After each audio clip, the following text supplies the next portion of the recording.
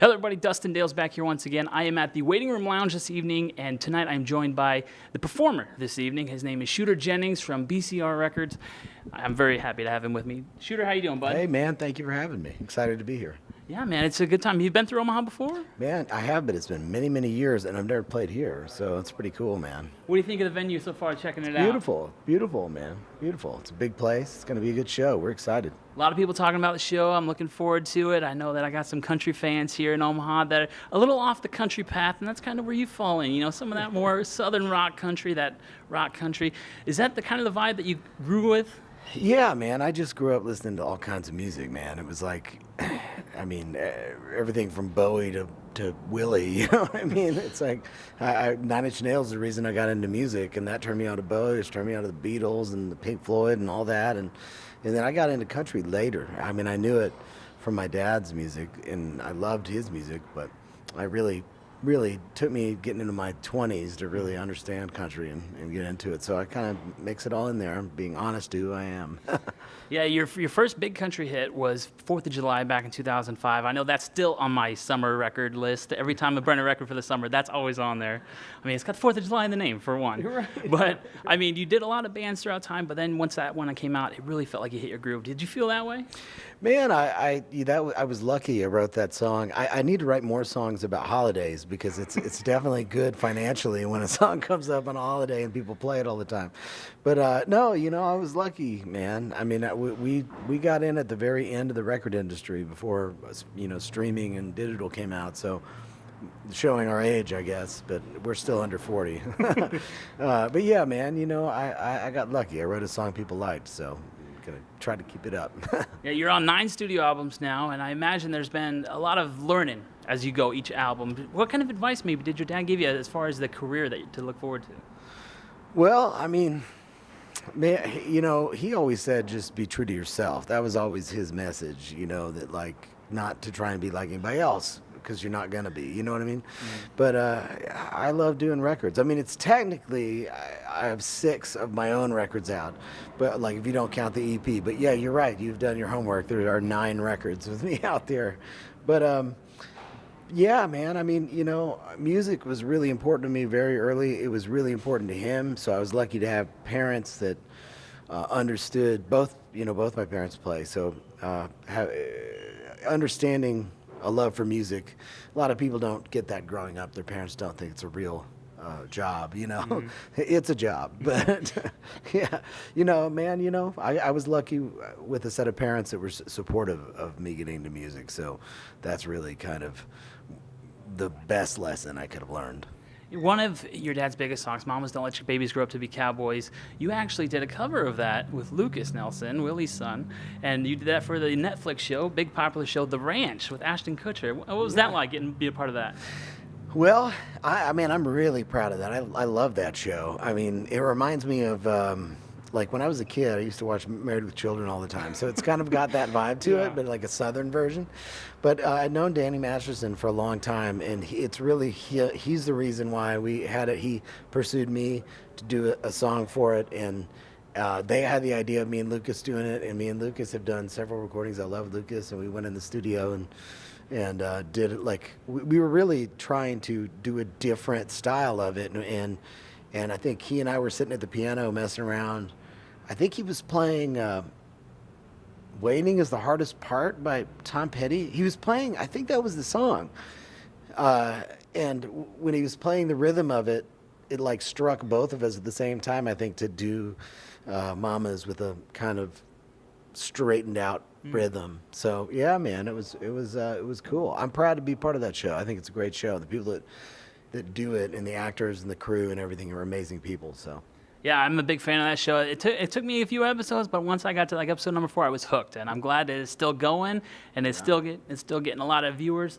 And on that, like I said, with that song, you're collaborating with Lucas, but you've also done a lot of other collaborations, such as Marilyn Manson on the newest record. Right. Is there someone maybe that you haven't collaborated with yet that maybe someone wouldn't expect? I mean, Marilyn Manson, that one's always out of left field. But that's I mean, I get a big smile on my face every time. I mean, I love Manson as a guy. We've been friends for like 3 years, and I love hanging out with him. I love the thing we did. That's kind of the top tier for me. So at that point, it's all downhill from there. You know what I mean? Yeah. But I love collaborating. I love working with.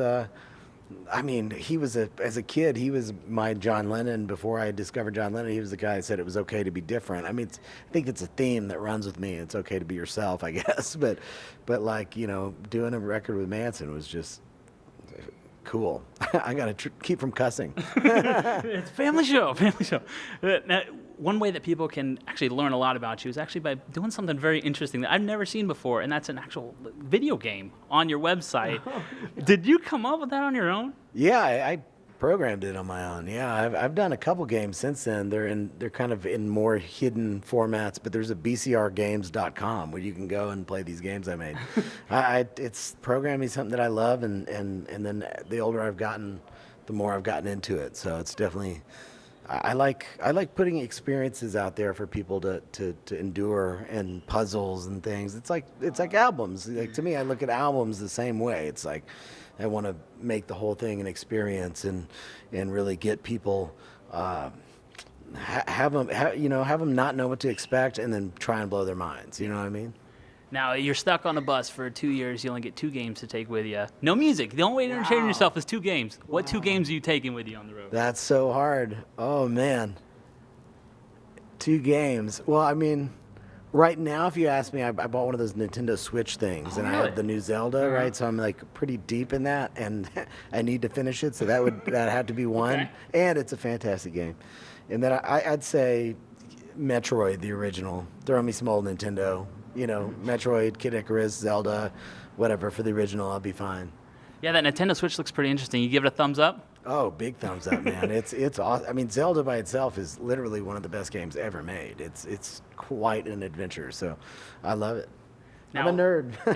One thing that I thought was pretty cool is people can actually catch you 3 times a week on Sirius XM. That's right. Yeah, man. I've 11 years almost doing that radio show. I love it. I mean, again, we try to make an experience. Anything I kind of do, I try to make an event for people. So, we love doing the show. My producer, Brad Jewell, who joined about 2 years ago, he really upped the game of the show, because I'll do them and I'll send them to him, and he puts these breaks that go in between the songs and me that are like, it's just throwback stuff, like old Nintendo music, old TV show theme songs. It's basically like if you're obsessed with the 80s and 90s culture, like you'll be fine with the records, the radio show, the games, whatever. It's all based on that. They really leave you uncuffed, don't they? Yeah, of course. I've never been cuffed yet. I mean, by the cops, yeah, but not by anybody else. Now, your mom actually has a new record out as well. Tell me a little bit about that record. The Psalms. Yeah, we actually, BCR, my label, we put out the vinyl for that, and we're going to be selling them at the show tonight. But her album is called The Psalms. It's really awesome. A guy named Lenny Kay produced it, who wrote my dad's autobiography with my dad.